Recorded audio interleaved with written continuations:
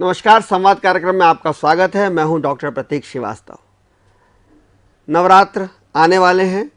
नवरात्र आएंगे तो जाहिर है गरबे भी होंगे, खूब ज़ोर शोर से होंगे। लेकिन गरबों को लेकर अभी एक बयान खासा चर्चा में है और ये बयान दिया है इंदौर की फायर ब्रांड भाजपा विधायक उषा ठाकुर ने। उषा ठाकुर का कहना है कि गरबों में गैर हिंदू का प्रवेश नहीं होना चाहिए। गरबों में जो जाए उसका आइडेंटिटी कार्ड चेक होना चाहिए, यानी आयोजकों को ये तस्दीक कर लेना चाहिए, ये पुख्ता कर लेना चाहिए कि गरबों में प्रवेश करने वाला नौजवान हिंदू है या नहीं है। आइए इसी विषय पे बात करते हैं उषा ठाकुर से। उषा जी, आपका स्वागत है। नमस्कार प्रतीक जी। सबसे पहले तो मैं आपसे जानना चाहूँगा कि आखिर आपको एतराज़ क्या है कि अगर गरबे में मुसलमान आ जाएं तो आपको एतराज़ क्या है? ये तो गंगा जमुना संस्कृति का देश है, गंगा जमनी तहजीब का देश है, राम और रहीम का देश है। आपको क्या एतराज़ है अगर गरबे में कोई मुसलमान आ जाए तो? निसंदेह ये देश राम रहीम का है, गंगा जमुनी तहजीब का है, पर इस देश में धोखाधड़ी, बेईमानी ये सब नहीं चलता। और गरबों के माध्यम से जिस प्रकार से समाज की बेटियों को धोखा देने की षड्यंत्र, समाज की बेटियों को या हिंदुओं की बेटियों को? समग्र समाज, और उसमें विशेषकर चूंकि गरबों का आयोजन हिंदू धर्म की शक्ति साधना का पर्व है, आद्य शक्ति दुर्गा की उपासना इस आयोजन में की जाती है और निसंदेह दुर्गा के उपासक हिंदू ही हैं। और हिंदू बेटियां जो गरबा करती हैं उनके साथ झूठ, फरेब और षड्यंत्र कोई ना करे, इस बात से आप ये कहना चाहती हैं कि मुसलमान लड़के गरबों में जाते हैं और झूठ फरेब से आपका आशय क्या? क्या ये लोग अपनी पहचान छुपाते हैं, आइडेंटिटी छुपाते हैं? जी, ये अपनी पहचान छुपा कर आते हैं, अपने नाम बदल कर आते हैं, माथे पर तिलक भी लगा लेते हैं, संजू और रहमान से राजू बन जाते हैं निश्चित रूप से, और तिलक लगा लेते हैं, हाथ में पचरंगी धागा भी पहन लेते हैं। और आप जानते हैं प्रतीक जी कि इन गरबों का प्रैक्टिस एक डेढ़ महीना चलता है, शुरू हो चुकी प्रैक्टिस। जी, मैं आपसे भी आग्रह करूंगी कि उन परिसरों में जाइए, वहाँ देखें कि जब एक डेढ़ महीना गरबा होता है, ये उम्र भावुकता की बेटियों की 9वीं 10वीं से लेकर महाविद्यालयीन छात्राएं गरबे में बड़े उत्साह से भाग लेती हैं, बहुत निर्मल मन से माँ की आराधना के लिए प्रसन्नता पूर्वक तैयारी करती हैं। अब उस पावन माहौल में कोई अपना नाम बदल कर घुस जाए, अपनी पहचान छुपा कर घुस जाए और जाने अनजाने बेटियों की मित्रता हो जाती है। जब वो भागकर ब्याह कर लेती हैं, जब या वो वहाँ पहुँचती हैं, जैसा कि अभी हमने देखा हमारी नेशनल शूटर तारा ने जिस प्रकार की सच्चाई बयान की है। मैं ये चाहूँगा, गरबा के नाम पर लव जिहाद चल रहा है, आप ये कहना चाह रही हैं? जी, गरबा लव जिहाद का एक सशक्त माध्यम बनता चला जा रहा है। और गरबे के नाम पर बाद में लड़कियों को धर्म परिवर्तन के लिए बाध्य किया जाता है? बाध्य नहीं किया जाता। जब वो लड़कियां भागती हैं उनके साथ और जब घर पहुंचती हैं तो उन्हें पता लगता है कि ये तो राम नहीं है, ये संजू नहीं है, ये तो सलीम है। तो फिर धर्म परिवर्तन करना पड़ता है, मजहब बदलना पड़ता है? निश्चित रूप से। तारा की व्यथा कथा क्या आपने सुनी नहीं? और उसने कितनी, वो तो एक नेशनल लेवल पर। तारा झारखंड का मामला है। आप तो बहुत सालों से सामाजिक कार्यों में, क्या आप इंदौर में भी कुछ ऐसी बेटियों को जानती, हिंदू बेटियों को जिनका गरबों में मुसलमान लड़कों से इश्क हुआ और शादी हुई और इस तरह की पीड़ाओं को प्रतीक जी, मैं ऐसी 100 बेटियों को जानती हूँ जिनकी मदद मैंने की है, जिनकी रक्षा में हमारा सारा संगठन, हमारी मित्र मंडली, जी, सबने एकजुट होकर उनकी रक्षा की, उनकी मदद की। तो आपने क्या एक तरह से आपने फतवा शब्द इसमें उपयोग किया, आपने एक तरह से फतवा जारी किया है कि गरबों में मुसलमान लड़कों को ना जाने दिया जाए? जी नहीं, ये गलत बात है, फतवा कतई नहीं है। यदि सामाजिक सुरक्षा की दृष्टि से कोई बेटियों को धोखा ना दे, आप जानते हैं कि धोखा अंत में जाकर मानव तस्करी में भी परिवर्तित हो रहा है। ये सिर्फ एक देश की बात नहीं, पूरे विश्व में इस प्रकार के षड्यंत्र जारी हैं बाकायदा। आप देखेंगे हैदराबाद हाईकोर्ट के निर्णय में ये निर्देश दिया है प्रशासन को कि अल्पसंख्यकों के साथ जिन बेटियों ने ब्याह किए वो 95% बेटियां आज गायब हैं। प्रशासन उनको ढूंढे और पता लगाए कि वो कहाँ पर है। मैं फिर आपको गरबे पे ला रहा हूँ कि आपने कहा कि गरबे में मुसलमान लड़कों को ना जाने दिया। आपने गरबा मंडल के आयोजकों को कुछ निर्देश दिए, उसमें एक निर्देश ये कि आइडेंटिटी कार्ड देखिए, वोटर कार्ड देखिए, आधार पत्र देखिए।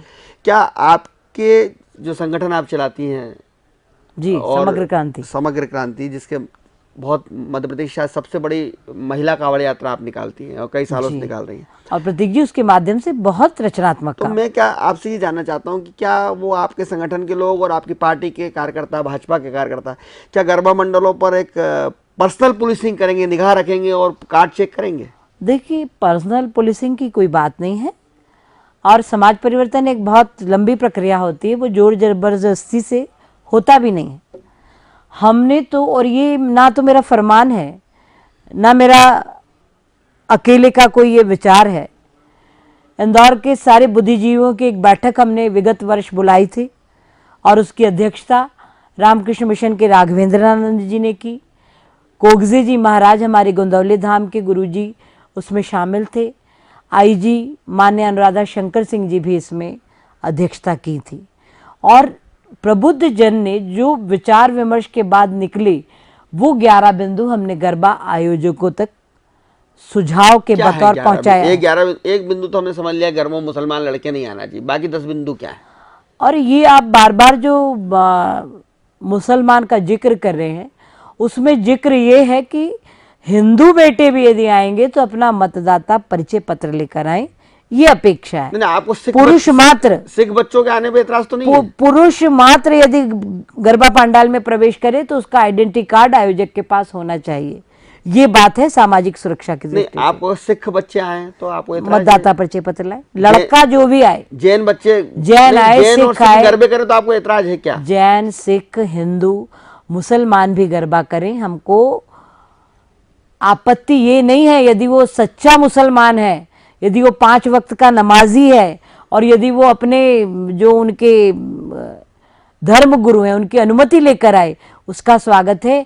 अपनी बहन को साथ में लाए, अपनी बेटी को साथ में लाए, और उनका भी आइडेंटिटी कार्ड साथ में लाए। आज अखबारों पढ़ रहा था, उषा जी एक बहुत मुस्लिम विद्वान है, उन्होंने तो कहा कि इस्लाम में संगीत और नृत्य वर्जित है। जी, मूर्ति पूजा भी वर्जित है, बुत परस्ती भी वर्जित, बुत परस्ती भी वर्जित है। तो फिर क्यों, जब आपके इस्लाम में निषेध है बुत परस्ती, तो फिर दुर्गा पूजा में शामिल होने का प्रश्न ही कहाँ उठता है? पहले आप ये कहना चाह रही कि पहले अगर आपको गरबे करना है तो पहले मजहब धर्म परिवर्तन करें आप?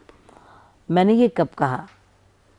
मतलब वो ये ना, गरबा माँ की आराधना का पर्व है, वो नाचने गाने का उत्सव नहीं है। अगर कोई मुस्लिम, वो क्लब नहीं है नृत्य करने का। कोई मुस्लिम लड़का गरबा करना चाहता है तो क्या करे? धर्म परिवर्तन करे क्या पहले? वो गरबा करने के पीछे उसका मकसद क्या है वो ये तो बताए। जाहिर है, क्या वो माँ की साधना करना चाहता है? नहीं कर सकता, इस्लाम में निषेध है। वो सिर्फ बेटियों के साथ नृत्य करने आ रहा है तो गरबे में नहीं आए, नाचने गाने के सैकड़ों क्लब बने हुए वहां जाए। गरबे में आना है तो पवित्र भावना से आना होगा। गरबा में आना है तो पवित्र भावना से आना पड़ेगा, माँ की आराधना के लिए आना पड़ेगा, प्रसाद भी खाना पड़ेगा, तिलक भी लगाना। उषा जी, क्या हिंदू लड़के लड़कियों का गरबा पंडालों में प्रेम नहीं होता? होता है। क्या वो शादी नहीं करते? करते हैं। फिर मुस्लिम लड़कों से आपत्ति क्यों? वो करें, सम्मान पूर्वक ईमानदारी के साथ उस रिश्ते का जीवन भर निर्वाह करें, पर धोखा ना दें, अपनी पहचान छुपाकर ब्याह ना करें, षड्यंत्र ना रचें, उन बेटियों के जीवन को नर्क ना बनाएं। और क्या 10 बिंदु हैं आपके? और 10 बिंदु में प्रतीक जी बहुत ही रचनात्मक सृजनात्मक बिंदु हैं। आप देख रहे हैं कि जिस प्रकार से होड़ लगी है हर मोहल्ले में, मेरे यहाँ यदि 5 फीट की प्रतिमा है तो आपके यहाँ 10 की है, अगले के यहाँ 15 की, और किसी के यहाँ 51 फीट तक की। ये सारी मूर्तियाँ प्लास्टर ऑफ पेरिस की हैं। ये ना तो पानी में गलती हैं, इनका केमिकल्स जरूर पानी में गल कर, इनका जो रंग है वो भी बहुत ही घातक है। अब बताइए, सारी दुर्गा माँ की मूर्तियां, गणेश जी की सारी प्रतिमाएं, सारे ताजिए, सारे निशान गोगा देव जी के यदि जा जाकर इंदौर के नदी तालाबों को तो हम पहले ही खत्म कर चुके। अब यदि माँ नर्मदा में विसर्जित करेंगे तो माँ नर्मदा कितने दिन पवित्र शुद्ध रहेंगी, वही पानी आपके हमारे पीने के लिए आना है। तो इस प्रकार से नदियों को प्रदूषित होने से बचाना चाहिए। और खोखली प्रतिमाओं के पूजन का प्रावधान भारतीय संस्कृति में कदापि नहीं एक है। बिंदु है कि आप कहना चाहते हैं कि मिट्टी की मूर्तियां स्थापित की जाए। मिट्टी की मूर्ति बिठाएं, मैं तो मूर्ति बिठाने का प्रावधान ही नहीं है प्रतीक जी। विषयांतर होता जाता है, पता नहीं कहां से विकृतियां। हिंदू धर्म तो विज्ञान की कसौटी पर कसा हुआ धर्म है, वहां कहीं भी कर्मकांड नहीं है, कहीं भी धर्मांधता नहीं है, विज्ञान है, समग्र मानव के कल्याण की बात है। ये दो बिंदु आप कैलेंडर उठाएंगे और यदि नवरात्रि के पहले दिन का नाम आप बताइए क्या है? दीदी मेरा हाथ तंग है जरा सभ्यता, संस्कृति और हिंदू धर्म में। आप ही ज्ञान बढ़ाइए, मेरा भी और मेरे दर्शकों तो का मुझे भी। खेद है प्रतीक जी, आप जैसा भाई ये जवाब देगा तो मुझे ठीक नहीं लगेगा। नवरात्रि के पहले दिन को कहते घट स्थापना। घट की स्थापना यानी कलश बैठाना है, आम के पत्ते लगाना, श्रीफल रखना है, ये हो गई घट की स्थापना। मूर्ति का कहीं प्रावधान अनादिकाल से नहीं।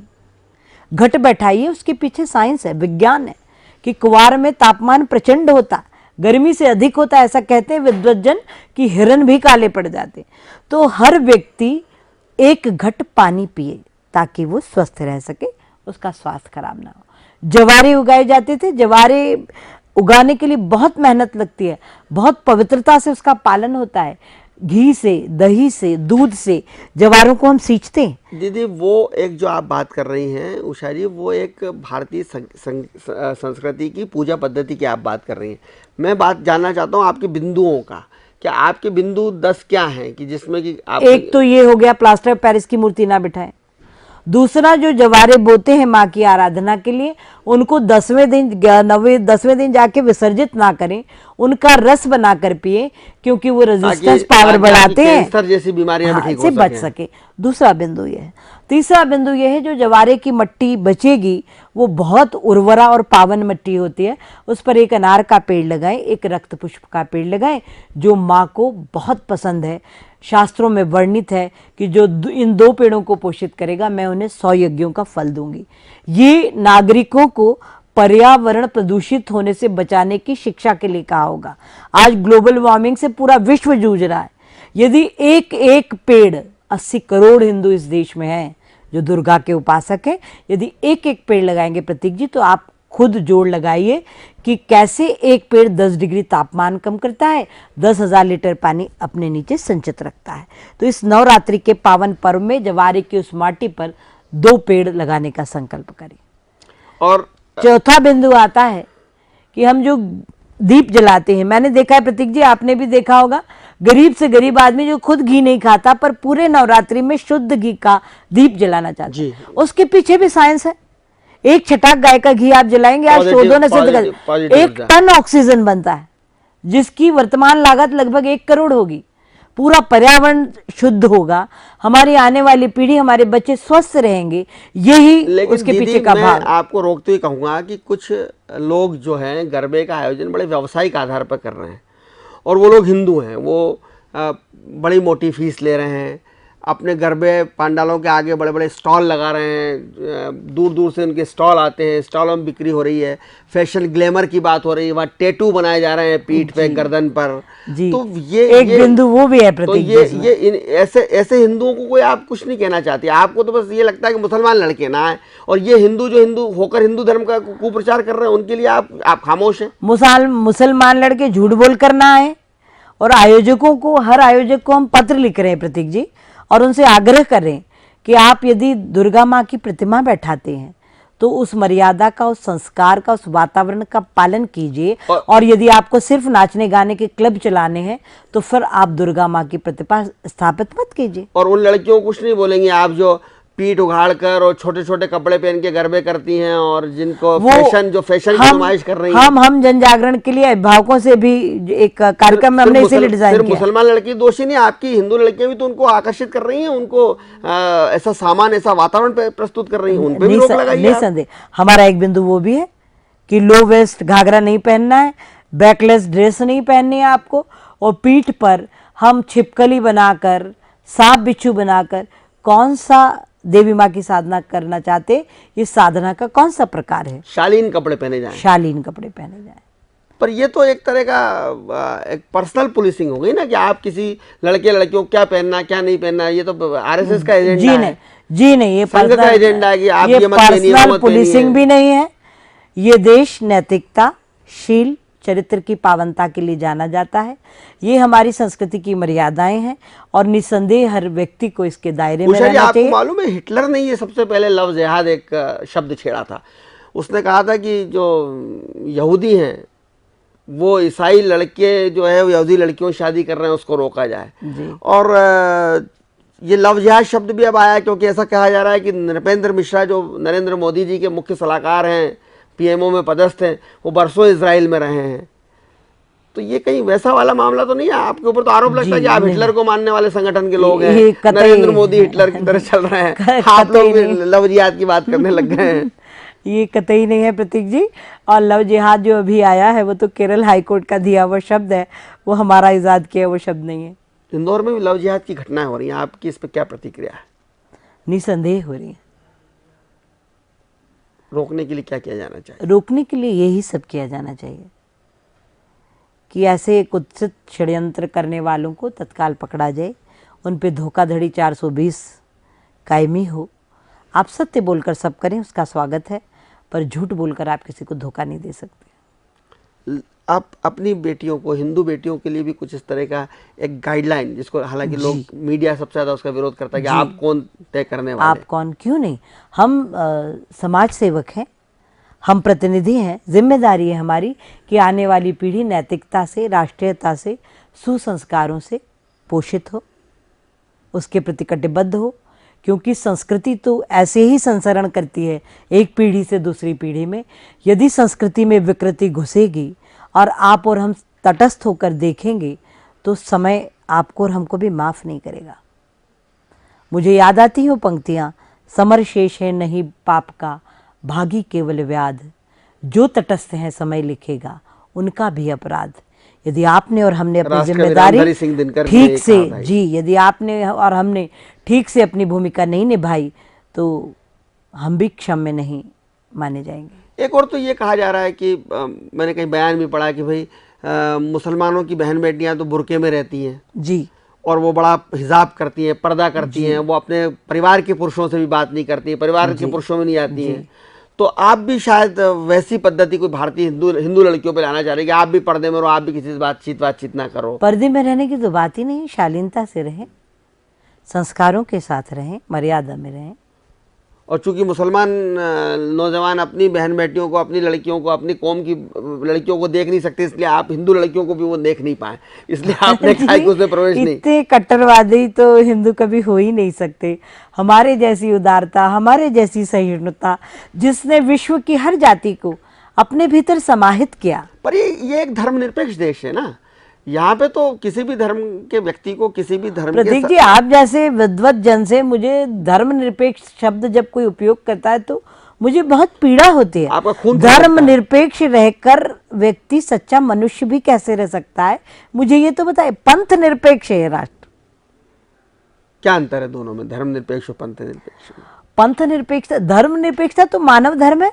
आप शिक्षक है, पढ़ाना आपका धर्म है। आप धर्म से निरपेक्ष हो ही नहीं सकते, धर्म तो मानना ही पड़ेगा। धर्म तो मानना ही होगा, धर्म नहीं मानेंगे तो ये दुनिया, ये संसार चल ही नहीं सकता। जाति से, पंथ से निरपेक्ष हो सकते, जी, जाति के आधार पर भेदभाव मत कीजिए। आपकी मेरी पूजा पद्धति भिन्न भिन्न हो सकती है, पर मानव धर्म निरपेक्ष होकर कैसे देश चलेगा, दुनिया चलेगी, बताइए। लेकिन भारतीय संस्कृति है, गरबा भारतीय संस्कृति का एक हिस्सा है, गुजरात से आया है। कल को तो आप कह देंगे गुजरात में गरबा होना चाहिए, मध्य प्रदेश में नहीं होना चाहिए। क्यों कहूँगी ऐसा? पूरे देश में गरबा हो, शालीनता से हो, संस्कारों के साथ हो, शक्ति की साधना का पर्व है, और मुसलमान लड़कों के बिना हो, निश्चित रूप से।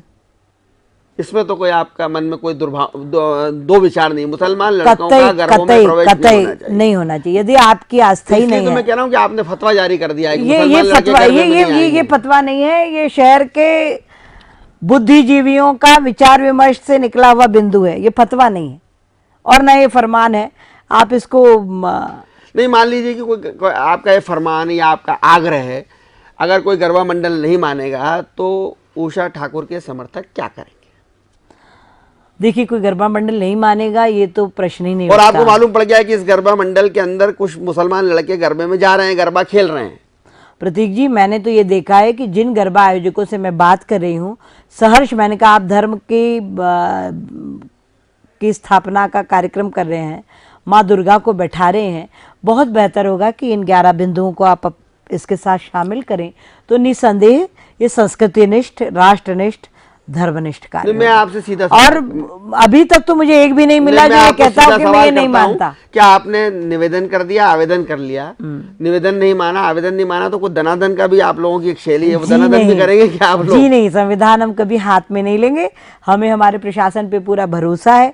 पिछले साल भी प्रशासन ने बहुत सहयोग किया। खुफिया कोई आप निगरानी आपकी टीम रखेगी किस गरबा मंडल में कुछ मुसलमान खेल रहे हैं कि नहीं खेल रहे हैं, कोई थोड़ी बहुत निगरानी वो हम रखेंगे और हम प्रशासन को अवगत कराएंगे और आयोजकों से भी कहेंगे, आयोजकों से भी कहेंगे, और जो कार्यवाही आवेदन निवेदन नहीं माना तो दनादन वो प्रशासन से कराएंगे, पर दनादन कराएंगे। पुलिस मारेगी, कोई गलत बोलेगा, झूठ बोलेगा, बेईमानी करेगा।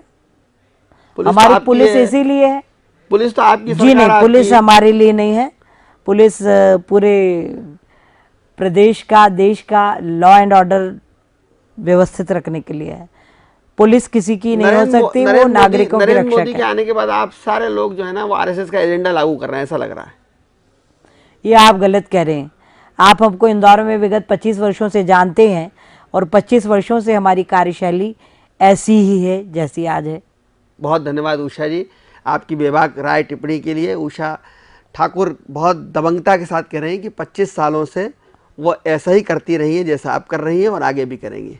बहुत साफ उनका कहना है कि नवरात्र हिंदू पर्व है, गरबा करना हिंदू धर्म और संस्कृति है, इसलिए इस गरबा मंडलों में मुस्लिमों को प्रवेश नहीं दिया जाएगा। आपको हमारा ये कार्यक्रम कैसा लगा ज़रूर बताइएगा, कहीं मत जाइएगा, देखते रहिएगा एसआर मध्य प्रदेश। छोटे से ब्रेक के बाद हम तुरंत हाजिर होंगे ताज़ा तरीन खबरों के साथ।